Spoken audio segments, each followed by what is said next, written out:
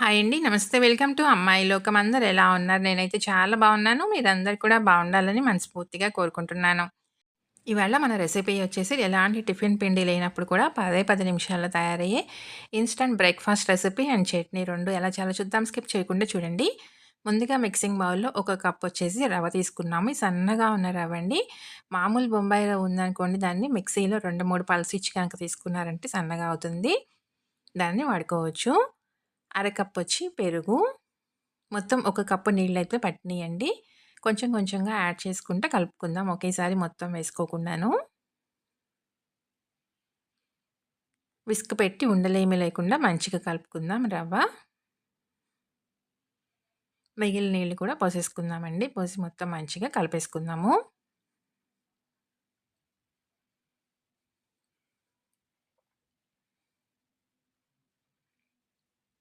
ఇలా కలిపేసుకున్న తర్వాత మూత పెట్టి ఒక 5 నిమిషాల పాటు దీన్ని పక్కన పెట్టుకుందామండి. రవ్వ నానుతుంది. ఈలోగా మనం చట్నీ రెడీ చేసుకుందాము. చాలా సింపుల్, ఈజీ చట్నీ అండి. ఒక 3 మీడియం సైజ్ టొమాటోలని కట్ చేసుకున్నామనమాట. దాన్ని మిక్సీ జార్‌లోకి వేసుకుందాం. 2 టేబుల్ స్పూన్లు కారం అండి. ఇది ప్లెయిన్ కారం అనమాట. గొడ్డు కారం అంటాం కదా అది.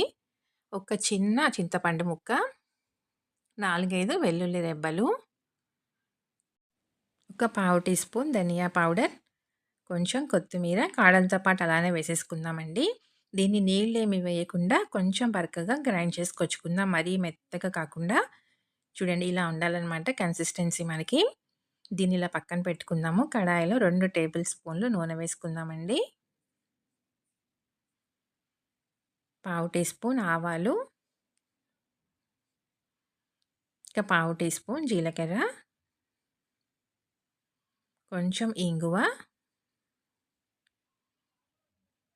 కరివేపాకు కొంచెం వేసుకుందామండి. వేసి ఇప్పుడు మనకి ఇవన్నీ మంచిగా ఆవాలన్నీ మంచిగా వేగేంత వరకి వేపుకున్న తర్వాత మనం రెడీ చేసి పెట్టుకున్న టొమాటో చట్నీని వేసేసుకుందాము.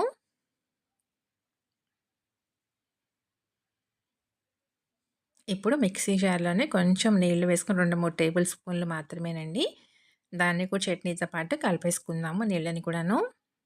ఇప్పుడు మొత్తం మంచిగా కలుపుకుందాం.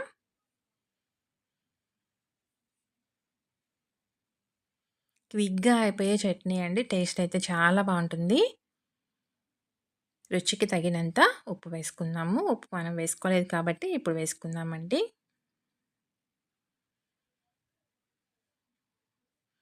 ఒక 2 నిమిషాల పాటు మీడియం ఫ్లేమ్‌లో పెట్టుకొని కుక్ చేసుకున్నామంటే చట్నీ కరెక్ట్‌గా రెడీ అయిపోతుందండి. ఇడ్లీలోకి, దోసల్లోకి, వడలోకి కానివ్వండి, చపాతీలోకి కూడా చాలా బావుంటుంది.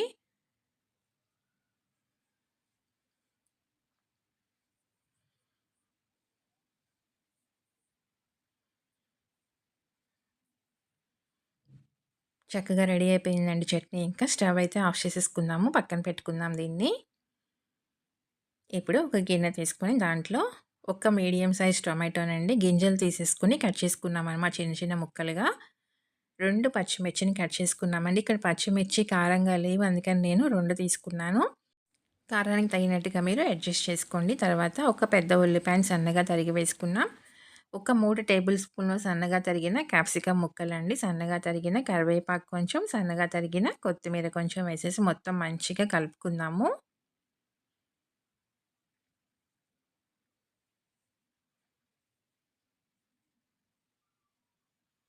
దీనిలా పక్కన పెట్టుకుందామండి ఇప్పుడు. 5 నిమిషాల తర్వాత చూద్దాము. మనకి పిండి చక్కగా నానిపోయి ఉంటుందనమాట. రుచికి తగినంత ఉప్పు, ఒక చిటికెడు వంట సోడా వేసుకుందాము. ఒక పావు టీ స్పూన్ షుగర్ వేసుకుందామండి. దీనివల్ల స్వీట్‌నెస్ రాదు. కానీ దోస టేస్ట్ బావుంటుంది. అలానే మనకి కలర్ వస్తుందండి. మొత్తం మంచిగా కలిపేసుకుందాం.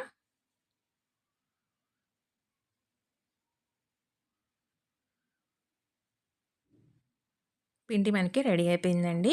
ఇప్పుడు దోస పెనం పెట్టుకుందాము. పెట్టుకొని ఒక్క చుక్క నూనె వేసుకుందామండి. దాన్ని టిష్యూ పేపర్‌తో గానీ, క్లాత్‌తో గానీ దేనితోనైనా ఈవెన్‌గా స్ప్రెడ్ చేసుకుందాం మొత్తము. ఒక గరిటె పిండి వేసుకుందామండి. మరీ పల్చగా కాకుండా ఊతప్పానికి ఎలా వేసుకుంటామో అలా అనమాట.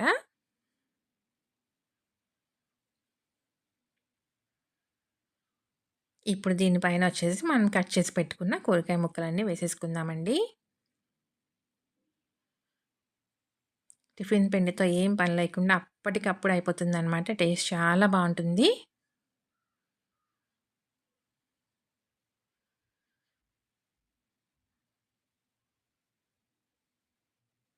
పైన కొంచెం జీలకర్ర వేసుకుందామండి ఇప్పుడు.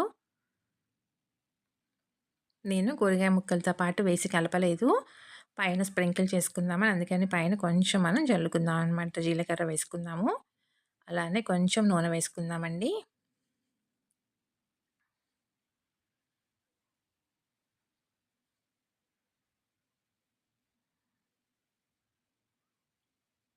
ఒక పక్క మనకి వేగిన తర్వాత రెండో పక్కకి మార్చుకొని 2 పక్కల మంచిగా ఎర్రగా కాల్చి తీసుకుందాము.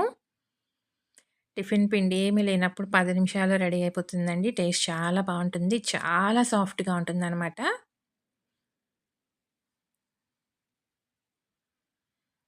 చూసారు కదా! ఇన్‌స్టంట్ బ్రేక్‌ఫాస్ట్ రెడీ అయిపోయింది. అలానే ఇన్‌స్టంట్ చట్నీ కూడా మనకి రెడీ అయిపోయింది. ఒక కప్పు రవ్వకండి అరకప్పు మనం పెరుగు తీసుకున్నాము. ఒక కప్పు నీళ్లు పట్టినియి.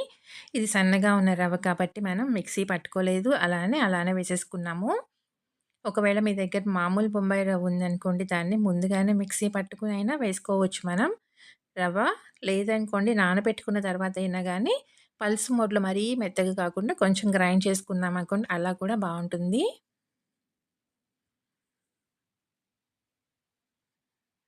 రవ్వ, పెరుగు వేసి నానబెట్టుకున్న తర్వాత, నానిన తర్వాత ఒక 5 నిమిషాల తర్వాత దాన్ని మనం గ్రైండ్ చేసుకున్నా కూడా బావుంటుందండి. మరీ మెత్తగా స్మూత్ పేస్ట్‌లాగా కాకుండా కొంచెం బరకగా గ్రైండ్ చేసుకోవాలనమాట.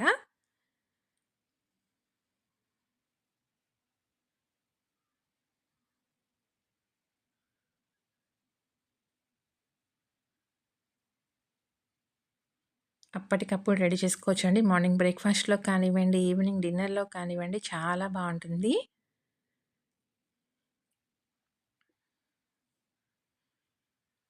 అంతేనండి రెడీ అయిపోయింది. తీసేసుకుందాము. చూసారు కదా! టేస్ట్ అయితే చాలా బావుంది. చాలా అంటే చాలా సాఫ్ట్‌గా ఉన్నాయన్నమాట. తప్పకుండా మీరు ట్రై చేసి చూడండి. మీకెలా వచ్చిందో కూడా నాకు తప్పనిసరిగా కామెంట్ చేయండి. అలానే వీడియో నచ్చినట్లయితే తప్పకుండా సబ్స్క్రైబ్ చేసుకొని ఒక లైక్ ఇచ్చేయండి. మీ ఫ్రెండ్స్‌కి, ఫ్యామిలీ మెంబర్స్‌కి షేర్ చేయండి. ఒకటి ఓపెన్ చేసి చూద్దాము. చూడండి ఎంత సాఫ్ట్‌గా ఉందన్నమాట. టేస్ట్ అయితే చాలా బావుంది. చూసారు కదా! ఎంత సాఫ్ట్‌గా ఉందో. తప్పకుండా ట్రై చేసి చూడండి. ఈరోజు రెసిపీ అయితే ఇంతేనండి. రేపు ఇంకో కొత్త రెసిపీతో మీ ముందుకొచ్చేస్తాను. Thank you for watching.